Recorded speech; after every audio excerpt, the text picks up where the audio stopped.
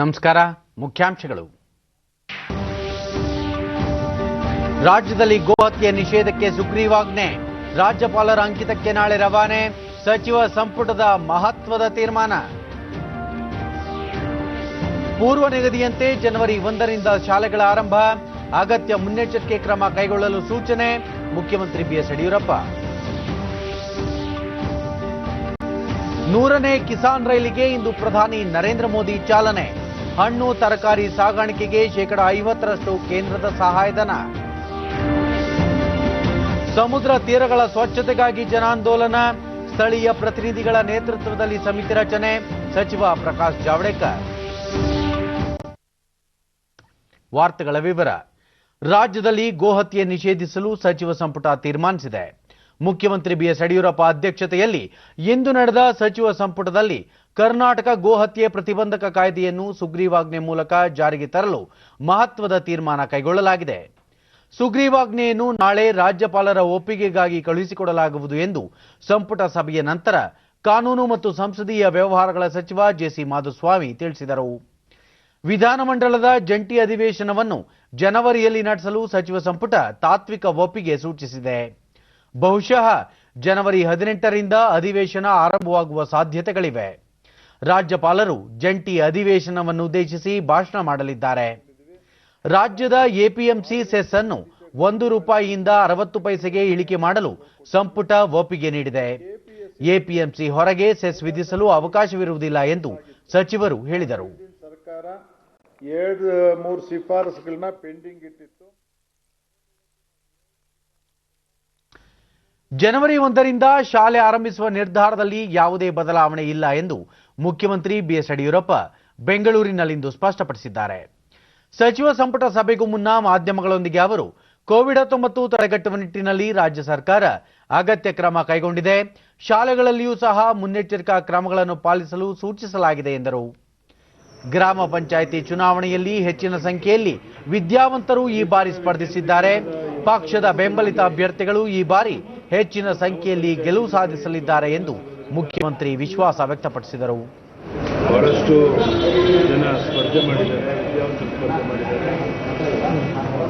ನನಗೆ ಸಿಕ್ಕಿದ ವರದಿ ಪ್ರಕಾರ 185-90 ಭಾಗ ಭಾರತೀಯ ಜನತಾ ಪಾರ್ಟಿ ಬೆಂಬಲಿತ ಸದಸ್ಯರು ಆಯ್ಕೆಯಾಗಲು 100ಕ್ಕೆ ನೋಟಿಸಿದ್ದ ಸದಸ್ಯರಿದ್ದ. ದೇಶದ ಪ್ರಥಮ ಚಾಲಕರಹಿತ ಮೆಟ್ರೋ ರೈಲಿಗೆ ಪ್ರಧಾನಿ ನರೇಂದ್ರ ಮೋದಿ ಅವರು ದೆಹಲಿಯಲ್ಲಿಂದು ಚಾಲನೆ ನೀಡಿದರು. ವಿಡಿಯೋ ಕಾನ್ಫರೆನ್ಸ್ ಮೂಲಕ ಕಾರ್ಯಕ್ರಮ ಉದ್ಘಾಟಿಸಿದ ಅವರು, ಆಧುನಿಕ ತಂತ್ರಜ್ಞಾನದಲ್ಲಿ ನಾಗರಿಕರ ಜೀವನವನ್ನು ಸುಲಭಗೊಳಿಸುವುದು ಸರ್ಕಾರದ ಉದ್ದೇಶವಾಗಿದೆ. ಈ ನಿಟ್ಟಿನಲ್ಲಿ ದೇಶದ ವಿವಿಧ ನಗರಗಳಲ್ಲಿ ಮೆಟ್ರೋ ರೈಲು ಕಾಮಗಾರದಿಂದ ಸಾಗುತ್ತಿದೆ ಎಂದು ತಿಳಿಸಿದರು. 2014ರಲ್ಲಿ ಬಿಜೆಪಿ ಸರ್ಕಾರ ರಚಿಸಿದ ಸಮಯದಲ್ಲಿ ಕೇವಲ 5 ನಗರಗಳಲ್ಲಿ ಮೆಟ್ರೋ ರೈಲು ಸಂಚಾರವಿತ್ತು. ಇಂದು 18 ನಗರಗಳಲ್ಲಿ ಮೆಟ್ರೋ ರೈಲುಗಳು ಸಂಚರಿಸುತ್ತಿವೆ. 2025ರೊಳಗೆ ಇದನ್ನು 25 ನಗರಗಳಿಗೆ ವಿಸ್ತರಿಸುವ ಗುರಿ ಹೊಂದಲಾಗಿದೆ. ಇಂದು 1000 ಕಿಲೋಮೀಟರ್ಗೂ ಅಧಿಕ ಮೆಟ್ರೋ ರೈಲು ಮಾರ್ಗವಿದೆ. 2025ರೊಳಗೆ ಇದನ್ನು 1700 ಕಿಲೋಮೀಟರ್ಗೆ ಹೆಚ್ಚಿಸುವ ಉದ್ದೇಶ ಹೊಂದಲಾಗಿದೆ ಎಂದು ಪ್ರಧಾನಿ ತಿಳಿಸಿದರು. ಮೆಟ್ರೋ ರೈಲು ಯೋಜನೆಗಳನ್ನು ಕೈಗೊಳ್ಳಲು ಒಂದೇ ಸೂತ್ರಕ್ಕೆ ಅಂಟಿಕೊಂಡಿದ್ದರೆ ಇಷ್ಟು ದೊಡ್ಡ ಜಾಲವನ್ನು ನಿರ್ಮಿಸುವುದು ಅಸಾಧ್ಯವಾಗುತ್ತಿತ್ತು. ಬದಲಿಗೆ ಸ್ಥಳೀಯ ಜನರ ಅಗತ್ಯ ಹಾಗೂ ವ್ಯವಸ್ಥೆಗಳಿಗೆ ಪೂರಕವಾಗಿ ಕಾಮಗಾರಿ ಕೈಗೊಳ್ಳಲಾಗಿದೆ. ಆರ್ಆರ್ಟಿಎಸ್ ಮೆಟ್ರೋ ಸಂಚಾರ ದೆಹಲಿ ಹಾಗೂ ಮೀರತ್ ನಡುವಿನ ಸಂಚಾರದ ಅವಧಿಯನ್ನು 1 ಗಂಟೆಗೂ ಕಡಿಮೆಗೊಳಿಸಲಿದೆ. ಮೆಟ್ರೋ ಲೈಟ್, ಮೆಟ್ರೋ ನಿಯಾನ್ ಯೋಜನೆಗಳು ಸಣ್ಣ ನಗರಗಳಲ್ಲಿ ಜಾರಿಯಲ್ಲಿವೆ. ಜಲಮಾರ್ಗದ ಮೆಟ್ರೋ ಕಾಮಗಾರಿ ಕೊಚ್ಚಿಯಲ್ಲಿ ಪ್ರಗತಿಯಲ್ಲಿದೆ ಎಂದು ಅವರು ಮಾಹಿತಿ ನೀಡಿದರು. 17 लाख प्रतिदिन थी, अब ये संख्या 5 गुना बढ़ गई है. अब 85 लाख लोग हर दिन मेट्रो से सवारी करते हैं. याद रखिए, ये सिर्फ आंकड़े नहीं है, ये करोड़ों भारतीयों के जीवन में आ रही ईज ऑफ लिविंग के प्रमाण है. ये सिर्फ ईंट, पत्थर, कंक्रीट और लोहे से बने इंफ्रास्ट्रक्चर नहीं, बल्कि ये देश के नागरिकों, देश के मिडिल क्लास की आकांक्षा पूरा होने के साक्ष्य हैं. साथियों, आखिर ये परिवर्तन, ये बदलाव आया कैसे? ಮೆಟ್ರೋ ರೈಲುಗಳಿಂದ ನಗರಗಳಲ್ಲಿ ಉತ್ತಮ ಸಂಪರ್ಕ ವ್ಯವಸ್ಥೆ ಸೃಷ್ಟಿಯಾಗುತ್ತದೆ. ಇದರ ಲಾಭ ಜನರಿಗೆ ಸಿಗುತ್ತದೆ. ಇಂದು ಮೆಟ್ರೋ ರೈಲುಗಳು ಕೇವಲ ಒಂದು ವ್ಯವಸ್ಥೆಯಾಗಿ ಉಳಿದಿಲ್ಲ, ಮಾಲಿನ್ಯ ನಿಯಂತ್ರಣಕ್ಕೂ ಅವು ಪೂರಕವಾಗಿವೆ. ಮೇಕ್ ಇನ್ ಇಂಡಿಯಾ ಅಭಿಯಾನದಡಿ ಮೆಟ್ರೋ ವ್ಯವಸ್ಥೆಯನ್ನು ಬಲಪಡಿಸಲಾಗುತ್ತಿದ್ದು, ದೇಶದ 4 ಬೃಹತ್ ಕಂಪನಿಗಳು ಮೆಟ್ರೋ ನಿರ್ಮಾಣ ಮಾಡುತ್ತಿವೆ ಎಂದು ಪ್ರಧಾನಿ ತಿಳಿಸಿದರು. ಒಂದು ದೇಶ ಒಂದು ಸಂಚಾರ ಕಾರ್ಡ್ ವ್ಯವಸ್ಥೆ ರೂಪಿಸಿದ್ದು, ಇದರ ಮೂಲಕ ದೇಶದ ಯಾವುದೇ ಭಾಗದಲ್ಲಿ ಸಾರ್ವಜನಿಕ ಸಾರಿಗೆ ಮೂಲಕ ಸಂಚರಿಸಲು ಸಾಧ್ಯ. ಇದರಿಂದ ಸಮಯದ ಉಳಿತಾಯವಾಗಲಿದೆ. ಸರ್ಕಾರ ಈಗಾಗಲೇ ಒಂದು ದೇಶ ಒಂದು ಫಾಸ್ಟ್ಯಾಗ್ ವ್ಯವಸ್ಥೆ ಸೇರಿದಂತೆ ಒಂದು ದೇಶ ಒಂದು ತೆರಿಗೆ, ಒಂದು ದೇಶ ಒಂದು ಪಡಿತರ, ಒಂದು ದೇಶ ಒಂದು ಆರೋಗ್ಯ ವಿಮೆ ಯೋಜನೆಗಳನ್ನು ಜಾರಿಗೊಳಿಸಿದೆ. ಇದೇ ಮಾದರಿಯಲ್ಲಿ ಒಂದು ದೇಶ ಒಂದು ಕೃಷಿ ಮಾರುಕಟ್ಟೆ ವ್ಯವಸ್ಥೆಯನ್ನು ಸಬಲೀಕರಣಗೊಳಿಸಲು ಕಾರ್ಯಯೋಜನೆ ರೂಪಿಸಲಾಗಿದೆ ಎಂದರು. ಕೇಂದ್ರ ಸರ್ಕಾರ ರಾಜಧಾನಿ ದೆಹಲಿಯ ಅಭಿವೃದ್ಧಿಗೆ ನಿರಂತರವಾಗಿ ಪ್ರಯತ್ನಿಸುತ್ತಿದೆ. ಪುರಾತನ ನಗರದಲ್ಲಿ ಆಧುನಿಕ ಸೌಲಭ್ಯಗಳನ್ನು ನೀಡಲು ಶ್ರಮಿಸಲಾಗುತ್ತಿದೆ ಎಂದು ತಿಳಿಸಿದರು. मेक इन इंडिया के ज्यादा से ज्यादा विस्तार पर हमने जोर दिया, आधुनिक टेक्नोलॉजी के उपयोग पर। साथियों, आप में से अधिकांश लोग ये जानते हैं कि देश के अलग अलग शहरों की अलग अलग आवश्यकताएं, अलग अलग आकांक्षाएं और अलग अलग चुनौतियां होती हैं। अगर हम एक ही फिक्स मॉडल बनाकर मेट्रो रेल का संचालन करते तो तेजी से विस्तार संभव ही नहीं था. ಕಾರ್ಯಕ್ರಮದಲ್ಲಿ ದೆಹಲಿ ಮುಖ್ಯಮಂತ್ರಿ ಅರವಿಂದ್ ಕೇಜ್ರಿವಾಲ್ ಸೇರಿದಂತೆ ಮತ್ತಿತರ ಗಣ್ಯರು ಉಪಸ್ಥಿತರಿದ್ದರು. ट्रांसपोर्ट के आधुनिक तौर तरीकों का इस्तेमाल शहर के लोगों की जरूरतों और वहां की प्रोफेशनल लाइफस्टाइल के हिसाब से ही होना चाहिए. यही वजह है कि अलग अलग शहरों में अलग अलग तरह ही अलग अलग प्रकार की मेट्रो रेल पर काम हो रहा है. मैं आपको कुछ उदाहरण देता हूं. आरआरटीएस यानी regional rapid transit system, Delhi Meerut RRTS का शानदार मॉडल दिल्ली और मेरठ की दूरी को घटाकर 1 घंटे से भी कम कर देगा. मेट्रो लाइट उन शहरों में जहां यात्री संख्या कम है, वहां मेट्रो लाइट वर्जन पर काम हो रहा है. ये सामान्य मेट्रो की 40% लागत से ही तैयार हो जाती है. मेट्रो नियो जिन शहरों में सवारियां और भी कम हैं, वहां पर मेट्रो नियो पर काम हो रहा है. लाइन पर देश की पहली ड्राइवरलेस ಪ್ರಧಾನಿ ನರೇಂದ್ರ ಮೋದಿ ಅವರು ಇಂದು ವಿಡಿಯೋ ಕಾನ್ಫರೆನ್ಸ್ ಮೂಲಕ ಮಹಾರಾಷ್ಟ್ರದ ಸಂಗೋಲಾ ಮತ್ತು ಪಶ್ಚಿಮ ಬಂಗಾಳದ ಶಾಲಿಮಾರ್ ನಡುವೆ ಸಂಚರಿಸಲಿರುವ 100ನೇ ಕಿಸಾನ್ ರೈಲಿಗೆ ಇನ್ನು ಕೆಲವೇ ಕ್ಷಣಗಳಲ್ಲಿ ಹಸಿರು ನಿಶಾನೆ ತೋರಿಸಲಿದ್ದಾರೆ. ಬಹು ಸಾಮಗ್ರಿ ಸಾಗಣೆಯ ಈ ರೈಲು ಸೇವೆಯಲ್ಲಿ ಹಣ್ಣು ತರಕಾರಿಗಳನ್ನು ಸಾಗಿಸಲಾಗುವುದು. ಬೇಗ ಹದಗೆಡುವ ಸರಕುಗಳನ್ನು ಲೋಡ್ ಮಾಡಲು ಮತ್ತು ಇಳಿಸಲು ಪ್ರಯಾಣದ ಮೇಲೆ ಯಾವುದೇ ನಿರ್ಬಂಧವಿಲ್ಲದೆ ಎಲ್ಲ ನಿಲುಗಡೆಗಳಲ್ಲಿ ಅನುಮತಿಸಲಾಗುತ್ತದೆ. ಭಾರತ ಸರ್ಕಾರ ಹಣ್ಣುಗಳು ಮತ್ತು ತರಕಾರಿಗಳ ಸಾಗಣೆಗೆ 50% ಸಹಾಯಧನವನ್ನು ವಿಸ್ತರಿಸಿದೆ. ಪ್ರಥಮ ಕಿಸಾನ್ ರೈಲನ್ನು 2020ರ ಆಗಸ್ಟ್ 7ರಂದು ದೇವಾಲಯದಿಂದ ದಾನಾಪುರದವರೆಗೆ ಪರಿಚಯಿಸಲಾಯಿತು. ನಂತರ ಅದನ್ನು ಮುಜಾಫರ್ಪುರದವರೆಗೆ ವಿಸ್ತರಿಸಲಾಗಿದೆ.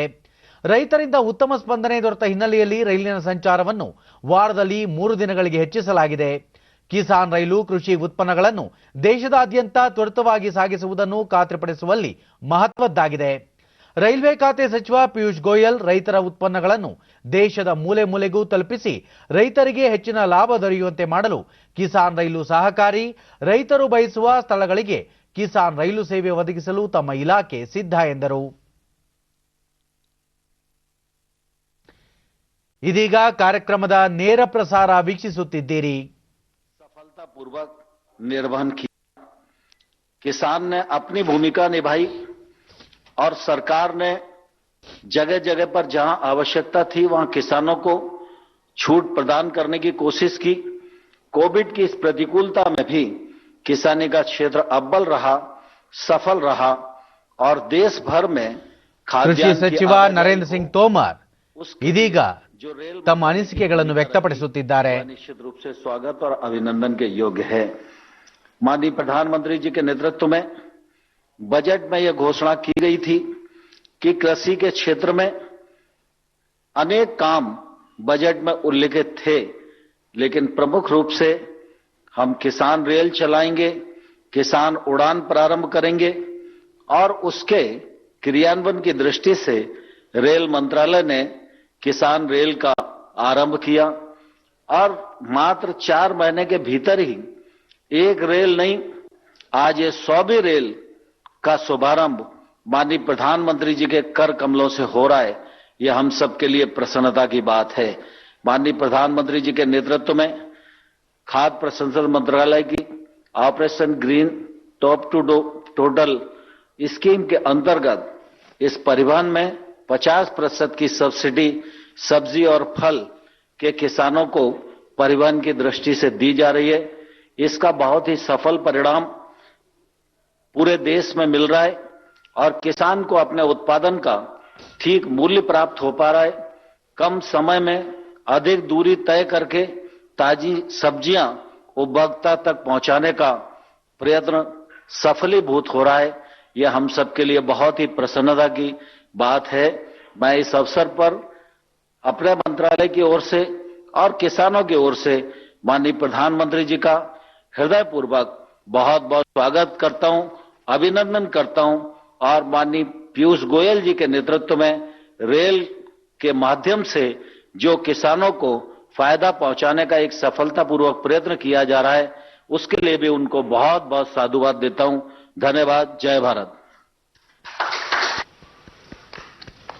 धन्यवाद माननीय श्री नरेंद्र सिंह तोमर जी। अब प्रस्तुत है भारत की 100वीं किसान रेल के बारे में जानकारी देती हुई ये लघु फिल्म।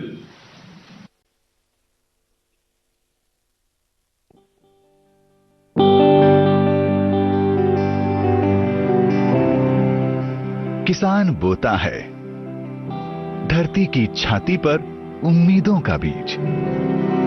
उसकी लहलहाती फसलें देती हैं गारंटी हमारे और आपके पेट को भरने की। उसे उसकी मेहनत का मिले उचित मूल्य और उसकी फसलों को मिले सर्वोत्तम बाजार। हमारे किसान भाई बहन हो समृद्ध, सशक्त और बने आत्मनिर्भर भारत का मजबूत आधार। इसी प्रण के साथ प्रधानमंत्री नरेंद्र मोदी जी के कुशल मार्गदर्शन में सरकार ने कृषि विकास और किसान कल्याण के लिए उठाए सतत और समग्र कदम। किसान को आधुनिक सुविधाएं देना, छोटे किसानों को संगठित करके उनको बड़ी ताकत बनाना, किसानों की आय बढ़ाने के प्रयास निरंतर जारी है और अन्नदाताओं के सपनों को साकार करने महाराष्ट्र के देवलाली से बिहार के दानापुर के बीच चली पहली किसान रेल। भारत सरकार अनेक योजनाओं के द्वारा किसानों की स्थिति सुधारने की दिशा में है निरंतर प्रयासरत। किसान रेल भी है उसी दिशा में एक महत्वपूर्ण पहल। किसान रेल ने कृषि उत्पादों के परिवहन की जटिलताओं को बनाया है सुगम। यह गुजरती है फलों और सब्जियों से समृद्ध क्षेत्रों से। इसमें मिलती है किसी भी स्टेशन पर। ಬ್ಲೂ ಫ್ಲಾಗ್ ಗರಿಮೆಗೆ ಪಾತ್ರವಾಗಿರುವ ದೇಶದ 8 ಸಮುದ್ರ ತೀರಗಳ ಬಗ್ಗೆ ಮಾಹಿತಿ ಹೊಂದಿರುವ ಈ ಕೈಪಿಡಿಯನ್ನು ಕೇಂದ್ರ ಪರಿಸರ ಖಾತೆ ಸಚಿವ ಪ್ರಕಾಶ್ ಜಾವಡೇಕರ್ ಇಂದು ಬಿಡುಗಡೆ ಮಾಡಿದರು. ವಿಡಿಯೋ ಕಾನ್ಫರೆನ್ಸ್ ಮೂಲಕ ನಡೆದ ಕಾರ್ಯಕ್ರಮದಲ್ಲಿ ವಿಶ್ವದ ಪ್ರವಾಸೋದ್ಯಮಕ್ಕೆ ಸಮುದ್ರ ತೀರಗಳು ಮಹತ್ವದ ಕೊಡುಗೆ ನೀಡುತ್ತವೆ. ಈ ಹಿನ್ನೆಲೆಯಲ್ಲಿ ಸಮುದ್ರ ತೀರಗಳನ್ನು ಸ್ವಚ್ಛವಾಗಿಟ್ಟುಕೊಳ್ಳುವುದು ನಮ್ಮೆಲ್ಲರ ಜವಾಬ್ದಾರಿ ಎಂದರು. ವಿವಿಧ ಅಂತಾರಾಷ್ಟ್ರೀಯ ಸಂಸ್ಥೆಗಳಿಂದ ಬ್ಲೂ ಫ್ಲಾಗ್ ಹಿರಿಮೆಗೆ ಪಾತ್ರವಾಗಿರುವ ಸಮುದ್ರ ತೀರಗಳಲ್ಲಿ ಆಯಾ ರಾಜ್ಯಗಳು ನೀಲಿ ಧ್ವಜವನ್ನು ಅಳವಡಿಸಬೇಕು, ಇದನ್ನು ಅಭಿಯಾನವನ್ನಾಗಿ ಸ್ವೀಕರಿಸಬೇಕು ಎಂದರು. ಸಮುದ್ರ ತೀರಗಳ ಸ್ವಚ್ಛತೆಗಾಗಿ ಜನಾಂದೋಲನ ರೂಪಿಸಲು ಕಾರ್ಯಯೋಜನೆ ಹಾಕಿಕೊಳ್ಳಲಾಗಿದೆ. ಸ್ಥಳೀಯ ಪ್ರತಿನಿಧಿಗಳ ನೇತೃತ್ವದಲ್ಲಿ ಸ್ವಚ್ಛತೆ ಕಾಪಾಡಲು ಸಮಿತಿಗಳನ್ನು ರಚಿಸಲು ಯೋಜಿಸಲಾಗಿದೆ ಎಂದು ಅವರು ಮಾಹಿತಿ ನೀಡಿದರು. ಈ ಸಮಯದಲ್ಲಿ ಗುಜರಾತ್, ಕರ್ನಾಟಕ ಸೇರಿದಂತೆ ಹಲವು ರಾಜ್ಯಗಳ ಸಚಿವರೊಂದಿಗೆ ಅವರು ಚರ್ಚೆ ನಡೆಸಿದರು. बीच का पूरा मैप होता है, वहां कैसे बिहेव करें इसका कोड ऑफ कॉन्डक्ट होता है, वाटर क्वालिटी ठीक रहे इसके लिए प्रबंधन होता है। कोई औद्योगिक या रेसिडेंशियल वेस्ट वहां न गिरे, न कोई गिराए, ये देखना भी जरूरी होता है। फिर बीच की मैनेजमेंट कमेटी होती है जिसमें स्थानीय लोग होते हैं जो उसकी ಜನರ ಹಿತಕ್ಕಾಗಿ ವಿದ್ಯಾರ್ಥಿಗಳು ತಮ್ಮ ಸಾಮರ್ಥ್ಯ ಕಲ್ಪನಾ ಶಕ್ತಿಯನ್ನು ಸಮರ್ಥವಾಗಿ ಬಳಸಿಕೊಳ್ಳಬೇಕು ಎಂದು ರಕ್ಷಣಾ ಸಚಿವ ರಾಜನಾಥ್ ಸಿಂಗ್ ಕರೆ ನೀಡಿದ್ದಾರೆ. ವಿಡಿಯೋ ಕಾನ್ಫರೆನ್ಸ್ ಮೂಲಕ ನಡೆದ ರಾಂಚಿಯ ವ್ಯವಸ್ಥಾ ಪ್ರಬಂಧ ಸಂಸ್ಥೆ ಐಐಎಂನ 9ನೇ ಘಟಿಕೋತ್ಸವ ಸಮಾರಂಭದಲ್ಲಿ ಅವರು ಕೋವಿಡ್-19 ಸಮಯದಲ್ಲಿ ದೇಶದ ಆರೋಗ್ಯ ವ್ಯವಸ್ಥೆ ಯಾವ ರೀತಿಯಲ್ಲಿ ಅವಿರತವಾಗಿ ಶ್ರಮಿಸಿದೆ ಎನ್ನುವುದನ್ನು ನೀವು ನೋಡಿದ್ದೀರಿ. ಅದೇ ಮಾದರಿಯಲ್ಲಿ ದೇಶವಾಸಿಗಳ ಹಿತಕ್ಕಾಗಿ ವಿದ್ಯಾರ್ಥಿಗಳು ಹೊಸ ವಿಚಾರಗಳೊಂದಿಗೆ ಮುಂದೆ ಬರಬೇಕು ಎಂದು ಹೇಳಿದರು. ಕೋವಿಡ್-19 ಅನ್ನು ಸವಾಲನ್ನು ಅವಕಾಶವನ್ನಾಗಿ ಪರಿವರ್ತಿಸಿಕೊಳ್ಳಲಾಯಿತು. ವಿದ್ಯಾರ್ಥಿಗಳು ಪದವಿ ಪಡೆದ ಬಳಿಕ ನಿಜ ಜೀವನದ ಸವಾಲುಗಳನ್ನು ಸಶಕ್ತವಾಗಿ ಎದುರಿಸಬೇಕು ಎಂದರು. बस इतना ही कहूंगा कि कुशल प्रबंधन से शून्य से शिखर तक की यात्रा कैसे तय की जा सकती है, यह नाम उसकी एक मिसाल है. इसलिए आज भी जब जब मैनेजमेंट की बात होती है, बिना इन नामों के वह बात अधूरी लगती है. हम इतिहास की सीख का वर्तमान में उपयोग करते हुए भविष्य की राह निर्मित करें. यह भी प्रबंधन का एक विशेष अंग है और यह संस्थान इस मंत्र के साथ लगातार आगे बढ़ रहा है, ऐसा मेरा विश्वास है. मित्रों, समय के साथ पूरी मानवता को प्रबंधन की आवश्यकता बढ़ती जा रही है. वर्तमान में कोविड के संकट ने सभी स्तरों पर, वह चाहे व्यक्तिगत हो, सामूहिक हो, सांस्थानिक अथवा राष्ट्रीय अंतर्राष्ट्रीय स्तर हो, प्रबंधन की परीक्षा ली है. यानी सर्वाइवल के इस एग्जाम में वही लोग सफल हुए हैं जिनका प्रबंधन अत्यंत मजबूत रहा है और प्रभावी रहा है. बड़ी खुशी की बात है कि हमारा देश भी उनमें से एक है. और यह सोचने वाली बात है कि जिस महामारी के सामने अच्छे भले बड़े और साधन संपन्न राष्ट्र धराशायी हो गए, आर्थिक और तकनीकी रूप से संपन्न होने के बावजूद उन्होंने इस संकट के सामने घुटने टेक दिए. उन्हें भारी मात्रा में जान माल का नुकसान भी उठाना पड़ा. उनके मुकाबले हमारे देश ने सीमित संसाधनों के बावजूद अपेक्षाकृत कम नुकसान उठाया. न केवल कम नुकसान, बल्कि प्रधानमंत्री श्री नरेंद्र मोदी के नेतृत्व में हमने इस आपदा को अवसर में भी बदलने में कामयाबी हासिल की है. ಬ್ರಿಟನ್ನಿಂದ ರಾಜ್ಯಕ್ಕೆ ಆಗಮಿಸಿರುವ ಪ್ರಯಾಣಿಕರನ್ನು ಕೋವಿಡ್ ಪರೀಕ್ಷೆಗೆ ಒಳಪಡಿಸಲು ಅಗತ್ಯ ಕ್ರಮ ಕೈಗೊಳ್ಳಲಾಗುತ್ತಿದೆ ಎಂದು ಆರೋಗ್ಯ ಮತ್ತು ವೈದ್ಯಕೀಯ ಶಿಕ್ಷಣ ಸಚಿವ ಡಾಕ್ಟರ್ ಕೆ ಸುಧಾಕರ್ ಬೆಂಗಳೂರಿನಲ್ಲಿಂದು ತಿಳಿಸಿದ್ದಾರೆ. ಮಾಧ್ಯಮಗಳೊಂದಿಗೆ ಅವರು ಬ್ರಿಟನ್ನಿಂದ ಆಗಮಿಸಿದ 1614 ಮಂದಿಯನ್ನು ಇದುವರೆಗೂ ತಪಾಸಣೆಗೊಳಪಡಿಸಲಾಗಿದೆ. ಈ ಪೈಕಿ 26 ಮಂದಿಗೆ ಕೋವಿಡ್-19 ಸೋಂಕು ಇರುವುದು ದೃಢಪಟ್ಟಿದೆ. ಆದರೆ ಈ ಮಧ್ಯೆ ಕೆಲವರು ಕೋವಿಡ್-19 ಪರೀಕ್ಷೆಗೆ ಒಳಗಾಗುವ ಬದಲು ಆತಂಕ ವ್ಯಕ್ತಪಡಿಸುತ್ತಿದ್ದಾರೆ. ಬ್ರಿಟನ್ನಿಂದ ಆಗಮಿಸಿರುವ ಪ್ರತಿಯೊಬ್ಬರು ಸ್ವಯಂ ಪ್ರೇರಿತವಾಗಿ ಮುಂದೆ ಬಂದು ಪರೀಕ್ಷೆಗೆ ಒಳಗಾಗಬೇಕು. ಸರ್ಕಾರದೊಂದಿಗೆ ಸಹಕರಿಸಿದರೆ ಸಾಮಾಜಿಕ ಆರೋಗ್ಯ ಕಾಪಾಡಲು ಅನುಕೂಲವಾಗುತ್ತದೆ ಎಂದು ಅವರು ತಿಳಿಸಿದರು.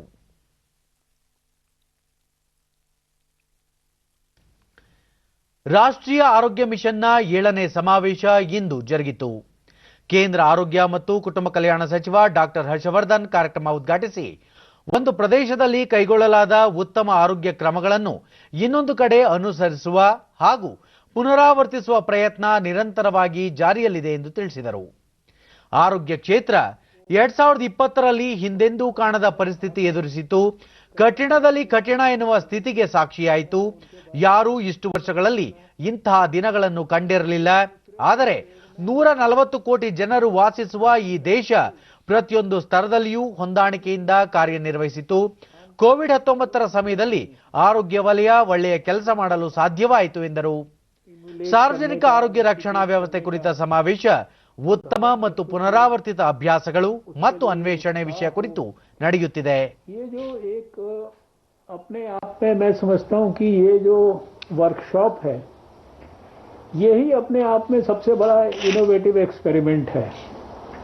ये 7वीं वर्कशॉप जिसको कि स्वास्थ्य मंत्रालय ने देश भर में आयोजित किया, ये शायद आज जो स्वास्थ्य के क्षेत्र में हम सब लोग प्रगति कर पा रहे हैं, बड़े बड़े एम्बिशियस प्रोग्राम्स को हाथ में ले पा रहे हैं, कठिन से कठिन परिस्थिति, और कठिन से कठिन परिस्थिति तो शायद 2020 से ज्यादा तो कठिन शायद किसी ने देखी नहीं है इतने वर्षों के अंदर।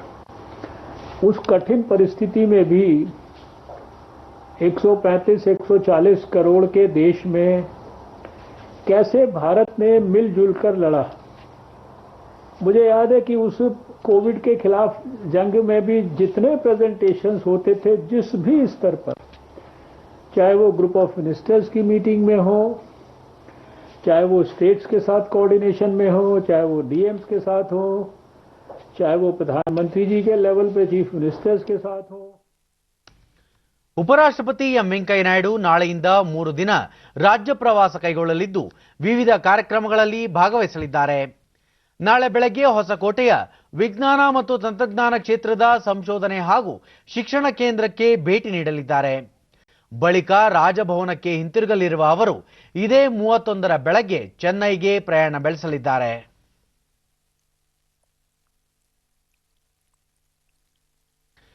ವಿದೇಶಾಂಗ ಸಚಿವ ಎಸ್ ಜೈಶಂಕರ್ ಕತಾರ್ ಭೇಟಿಯಲ್ಲಿದ್ದು ಅಲ್ಲಿನ ಉದ್ಯಮಿಗಳೊಂದಿಗೆ ಮಾತುಕತೆ ನಡೆಸಿದರು. ಭಾರತ ಮತ್ತು ಕತಾರ್ ನಡುವಿನ ಉದ್ಯಮ ವಲಯದ ದುಂಡು ಮೇಜಿನ ಸಭೆಗಾಗಿ ಅವರು ಭಾನುವಾರ ದೋಹಾಕ್ಕೆ ತೆರಳಿದ್ದು ಭಾರತದಲ್ಲಿರುವ ಹೂಡಿಕೆ ಅವಕಾಶಗಳ ಬಗ್ಗೆ ಅಲ್ಲಿನ ಉದ್ಯಮಿಗಳಿಗೆ ಮನವರಿಕೆ ಮಾಡಿಕೊಟ್ಟರು. ಉಭಯ ರಾಷ್ಟ್ರಗಳ ಮಧ್ಯದ ವ್ಯಾಪಾರ ವಹಿವಾಟು ಬಾಂಧವ್ಯಕ್ಕೆ ಅವರು ಮೆಚ್ಚುಗೆ ವ್ಯಕ್ತಪಡಿಸಿದರು. ಈ ಕುರಿತು ಟ್ವೀಟ್ ಮಾಡಿರುವ ಜೈಶಂಕರ್, ಆತ್ಮನಿರ್ಭರ ಭಾರತದ ಜೊತೆಯಲ್ಲಿ ದೇಶದಲ್ಲಿರುವ ನೂತನ ಹೂಡಿಕೆ ಅವಕಾಶಗಳ ಬಗ್ಗೆ ಮಾಹಿತಿ ನೀಡಿರುವುದಾಗಿ ತಿಳಿಸಿದ್ದಾರೆ.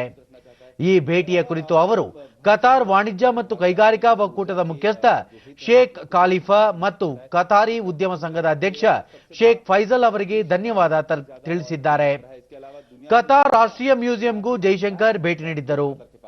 ಅಲ್ಲಿ ಭಾರತ ಮತ್ತು ಕತಾರ್ ನಡುವಿನ ಐತಿಹಾಸಿಕ ಬಾಂಧವ್ಯದ ಬಗ್ಗೆ ಮಾಹಿತಿ ಪಡೆದರು. ಕತಾರ್ನೊಂದಿಗಿನ ವಾಣಿಜ್ಯ ವಹಿವಾಟಿಗೆ ಹಿಂದೆ ಗುಜರಾತ್ ಪ್ರಮುಖ ದ್ವಾರವಾಗಿತ್ತು ಎಂದು ಜೈಶಂಕರ್ ಟ್ವೀಟ್ ಮೂಲಕ ತಿಳಿಸಿದ್ದಾರೆ.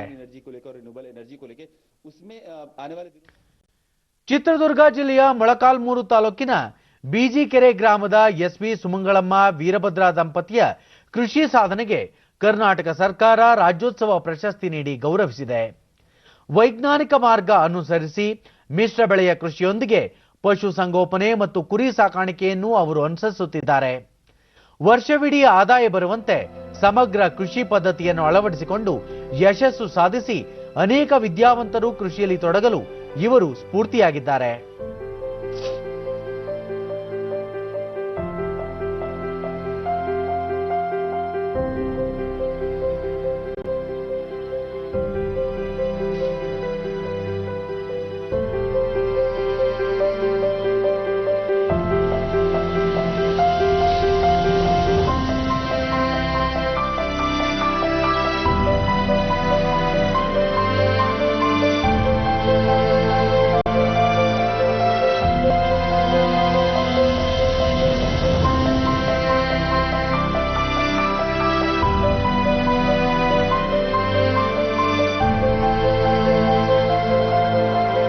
ಇವತ್ತು ನಮಗೆ ಡೈರಿ ಎಸ್ವಿ ಸುಮಂಗಳಮ್ಮ ರೈತರು ತಮ್ಮ ಆದಾಯ ಹೆಚ್ಚಿಸಲು ಅನುಸರಿಸಬೇಕಾದ ಸೂತ್ರಗಳನ್ನು ತಿಳಿಸಿದರು.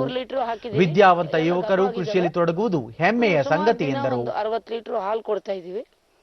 ಅದರಿಂದ ಹಾಲು ಇವತ್ತು ರೇಟ್ ಕಡಿಮೆ ಆಗಿದೆ. ಇವತ್ತು 23 ರೂಪಾಯಿ ಏನೋ ಸಿಗ್ತಾ ಇದೆ ನಮ್ಗೆ. ಮೊದಲೆಲ್ಲ ನಮಗೆ ಒಳ್ಳೆ ರೇಟ್ ಸಿಗ್ತಾ ಇತ್ತು. ಈ ಕೋವಿಡ್ ಬಂದ ನಂತರ ಕಡಿಮೆ ಮಾಡಿದ್ದಾರೆ. ಸೊ ಅದು ಒಳ್ಳೆ ಇದು ಬರ್ತಾ ಇದೆ ನಮಗೆ. ಹಸುಗಳಿಗೆಲ್ಲ ನಮ್ಮದೇ ಆಗಿರ್ತಕ್ಕಂಥ ಹುಲ್ಲುಗಳೆಲ್ಲ ಬೆಳ್ಕೊಂಡಿದ್ದೀವಿ. ನೇಪಿಯರು ಮತ್ತು ಸೂಬಬುಲ್ಲು ಮತ್ತು ಬೇರೆ ಆಮೇಲೆ ಅಜೋಲ ಮಾಡಿದ್ದೀವಿ ಹೊಸದಾಗಿ, ಜಲಸಸ್ಯ ಅದನ್ನು ಕೊಡ್ತೀವಿ ನಾವು. ಈಗಾಗ್ಬಿಟ್ಟು ಹೊರಗಡೆಯಿಂದ ಜಾಸ್ತಿ ಏನೂ ತರಿಸಲ್ಲ ನಾವು. ಏನಿದ್ರೆ ನಾವೇ ಬೆಳ್ಕೊಳ್ತೀವಿ. ಆಮೇಲೆ ಹುರುಳಿ, ನವಣೆ, ಸಜ್ಜೆ ಅದೆಲ್ಲ ಬೆಳೆದು ಕುಷ್ಕಿನಲ್ಲಿ ಅದನ್ನು ನಾವು ನಮ್ಮ ಹಸುಗಳಿಗೆಲ್ಲ ಉಣಬಡಿಸಿ ಅದರಿಂದಲೂ ಒಳ್ಳೆ ಆದಾಯ ಬರ್ತಾ ಇದೆ ನಮಗೆ. 10 ಪಾಯಿಂಟ್ಸ್ ಇಟ್ಕೊಂಡು ಕೃಷಿಕ ವೀರಭದ್ರಪ್ಪ, ಕೃಷಿಯಲ್ಲಿ ಎಲ್ಲರೂ ಯೋಜನಾತ್ಮಕ ಕ್ರಮಗಳನ್ನು ಅನುಸರಿಸಬೇಕು. ಮಣ್ಣಿನೊಂದಿಗೆ ನೈಸರ್ಗಿಕ ಸಂಪತ್ತು ಸಂರಕ್ಷಣೆ ಹಾಗೂ ಮಳೆ ನೀರಿನ ಶೇಖರಣೆ ಬಹುಮುಖ್ಯ ಎಂದು ಹೇಳಿದರು. ಈ ದೇಶದ ಒಬ್ಬ ಸೈನಿಕ ಇದ್ದಾನೆ, ಅವನು ಹಸುವಾದ್ರೂ ಯುದ್ಧ ಮಾಡಬೇಕು, ಬಿಸಿಲಾದ್ರೂ ಯುದ್ಧ ಮಾಡಬೇಕು, ಶತ್ರು ಗುಂಡಿಟ್ಟು ಹೊಡಿತಾನೆ ಅಂದ್ರೂ ಯುದ್ಧ ಮಾಡಬೇಕು, ಮಳೆ ಬಂದರೂ ಯುದ್ಧ ಮಾಡಬೇಕು. ಅದೇ ತರ ರೈತರು ಕಡಿಮೆ ಸಮಯದ ಹೆಚ್ಚಿಗೆ ಲಾಭ ಬರಬೇಕು ಅಂದ್ರೆ ಒಂದು 10 ಪಾಯಿಂಟ್ಸ್ ಇಟ್ಕೊಂಡು ಅವರು ಮುಂದೆ ಹೋದ್ರೆ ಅನುಕೂಲ ಆಗುತ್ತೆ. ಕಡಿಮೆ ಸಮಯದ ಹೆಚ್ಚಿಗೆ ಲಾಭ ಬರ್ಬೋದು. 10 ಪಾಯಿಂಟ್ಸ್ ಏನು ಅಂತಂದ್ರೆ, ಮೊದಲನೇದಾಗಿ ಒಬ್ಬ ರೈತನಿಗೆ ಬಂಗಾರ ಯಾವುದು ಅಂದ್ರೆ ಮಣ್ಣು ಅಂತ, ಮಣ್ಣು ಸಂರಕ್ಷಣೆ ಮಾಡಬೇಕು ಅಂತ ಸರ್ಕಾರ ಸಾಕಾದಷ್ಟು ಪ್ಲಾನ್ ಮಾಡಿಕೊಂಡು ಸಂರಕ್ಷಣೆ ಮಾಡ್ತಿದೆ. ಅವರು ಮಾಡೋದ್ರ ಜೊತೆಗೆ ನಾವು ಕೂಡ ಪ್ರತಿಯೊಬ್ಬ ರೈತರಿಗೂ ಕೂಡ ತನ್ನ ಮಣ್ಣನ್ನ ಸಂರಕ್ಷಣೆ ಮಾಡ್ಕೋಬೇಕು. ಮಣ್ಣಷ್ಟೇ ಮುಖ್ಯವಾದ ಇನ್ನೊಂದು ಏನು ಅಂದ್ರೆ ರೈತನಿಗೆ ಬೇಕಾಗಿರೋದು ನೀರು ಬೇಕಾಗಿದೆ. ನೀರಿನ ಮೂಲ ಯಾವುದು ಅಂದ್ರೆ ಮಳೆ ಬಂದಾಗ ಭೂಮಿ ಒಳಗಡೆನೂ ಮತ್ತು ಭೂಮಿ ಮೇಲ್ಗಡೆನೂ ಕೂಡ ನಾವು ನೀರು ಸಂರಕ್ಷಣೆ ಮಾಡಿದ್ರೆ ಅನುಕೂಲ ಆಗುತ್ತೆ ಅಂತ. ಇಂದು ಮಾಜಿ ಕೇಂದ್ರ ಸಚಿವ ದಿವಂಗತ ಅರುಣ್ ಜೇಟ್ಲಿ ಅವರ 68ನೇ ಜನ್ಮದಿನ.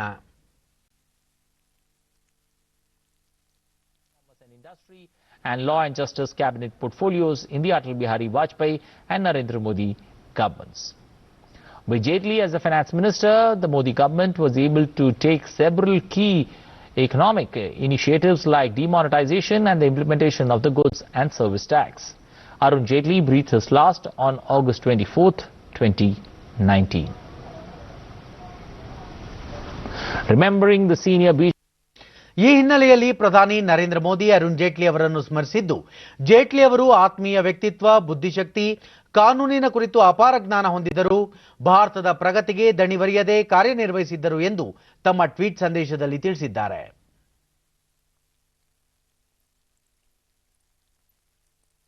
ಕೇಂದ್ರ ಗೃಹ ಸಚಿವ ಅಮಿತ್ ಶಾ ಜೇಟ್ಲಿ ಅವರ ಜ್ಞಾನ ಮತ್ತು ಒಳನೋಟಗಳು ಅನನ್ಯವಾಗಿದ್ದು, ರಾಜಕೀಯ ಕ್ಷೇತ್ರಕ್ಕೆ ಅವರ ಕೊಡುಗೆ ಅಪಾರವಾಗಿದೆ ಎಂದು ಹೇಳಿದ್ದಾರೆ. ಕೇಂದ್ರ ವಾರ್ತಾ ಮತ್ತು ಪ್ರಸಾರ ಖಾತೆ ಸಚಿವ ಪ್ರಕಾಶ್ ಜಾವಡೇಕರ್, ಅರುಣ್ ಜೇಟ್ಲಿ ಅವರು ಅತ್ಯದ್ಭುತ ನಾಯಕತ್ವ ಹಾಗೂ ವ್ಯಕ್ತಿತ್ವ ಹೊಂದಿದ್ದ ಅಪರೂಪದ ರಾಜಕಾರಣಿಯಾಗಿದ್ದರು ಎಂದು ಸ್ಮರಿಸಿದ್ದಾರೆ.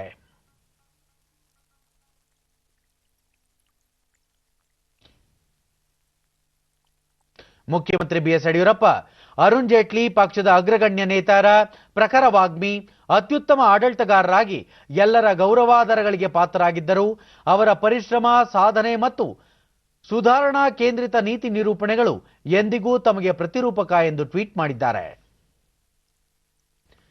ದೆಹಲಿಯ ಫಿರೋಜ್ ಶಾ ಕೋಟ್ಲಾ ಮೈದಾನದಲ್ಲಿಂದು ದಿವಂಗತ ಬಿಜೆಪಿ ಮುಖಂಡ ಹಾಗೂ ಮಾಜಿ ಸಚಿವ ಅರುಣ್ ಜೇಟ್ಲಿ ಅವರ ಪ್ರತಿಮೆಯನ್ನು ಅನಾವರಣಗೊಳಿಸಲಾಯಿತು.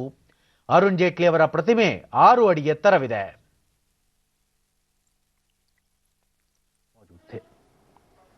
इस मौके पर गृह मंत्री अमित शाह ने कहा कि जेटली असाधारण सांसद थे जिनके ज्ञान और अंतर्दृष्टि के सानी बहुत कम है। उन्होंने कहा जेटली देश की राजनीति में चिरकाल तक रहने वाले योगदान दिया और उन्हें पूरे उत्साह एवं समर्पण के साथ देश की सेवा की। जेटली जैसे नेताओं के त्याग और बलिदान से ही आज भाजपा देश में 2014 से सत्ता में है और दुनिया की सबसे बड़ी राजनीतिक पार्टी बनी है। राजनीतिक क्षेत्र में ಅರುಣ್ ಜೇಟ್ಲಿ ಜನ್ಮದಿನದ ಪ್ರಯುಕ್ತ ನಡೆದ ಸಮಾರಂಭದಲ್ಲಿ ಕೇಂದ್ರ ಗೃಹ ಸಚಿವ ಅಮಿತ್ ಶಾ ಹಿಡಿದ ಕಾರ್ಯವನ್ನು ಶ್ರದ್ಧೆ ಹಾಗೂ ನಿಷ್ಠೆಯಿಂದ ಪೂರೈಸುವಲ್ಲಿ ಜೇಟ್ಲಿ ನಿಸ್ಸೀಮರಾಗಿದ್ದರು ಎಂದರು. ಕಾನೂನು, ರಕ್ಷಣೆ, ಹಣಕಾಸು ಸಚಿವರಾಗಿ ಸೇವೆ ಸಲ್ಲಿಸಿದ್ದ ಅರುಣ್ ಜೇಟ್ಲಿ ಯಾವುದೇ ಹುದ್ದೆಯಾದರೂ ಅದಕ್ಕೆ ನ್ಯಾಯ ಸಲ್ಲಿಸಿದ್ದರು. ಗುಜರಾತ್ ಜೊತೆಗೂ ಅವರು ಉತ್ತಮ ಬಾಂಧವ್ಯ ಹೊಂದಿದ್ದರು ಎಂದು ಸ್ಮರಿಸಿದರು. ಯಾವುದೇ ವಿಚಾರವನ್ನಾದರೂ ತಮ್ಮ ತರ್ಕಬದ್ಧ ಮಾತುಗಳೊಂದಿಗೆ ಸದನದ ಘನತೆಗೆ ಚ್ಯುತಿ ತರದೆ ಮಂಡಿಸುತ್ತಿದ್ದರು, ಅದರಂತೆಯೇ ಕಾರ್ಯನಿರ್ವಹಿಸುತ್ತಿದ್ದರು.